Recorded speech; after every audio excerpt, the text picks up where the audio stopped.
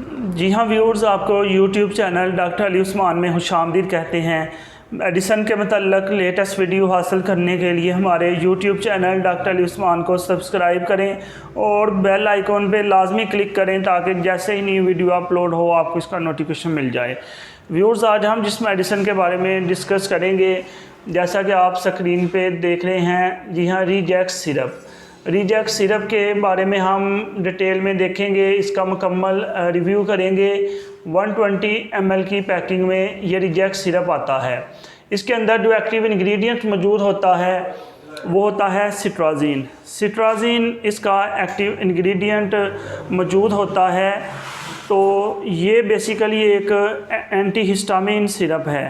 Anti histamine syrup आप ऐसे कह सकते हैं कि एलर्जी के लिए इस्तेमाल होता है।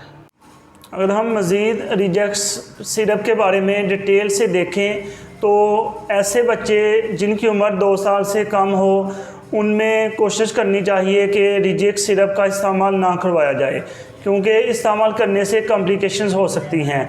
इसके अलावा अर्टिकेरिया, छपाकी वगैरह, हारिश, उसमें भी जो है ना रिजेक्ट सिरप का इस्तेमाल करवाया जाता है। लेकिन प्रिकॉशंस यही होनी चाहिए कि सबसे पहले डायग्नोस होना बहुत ही ज़रूरी है कि पेशेंट को कौन सी डिज़ीज़ है। उसके हवाले से फिर डॉक्टर जो है वो पेशेंट को मेडिसिन रिकमेंड करता है, जबकि कुछ मेडिसिन ऐसी होती हैं जो कि वक्ती सुकून के लिए होती हैं, उन्हें हम सपोर्टिव मेडिसिन कहते हैं।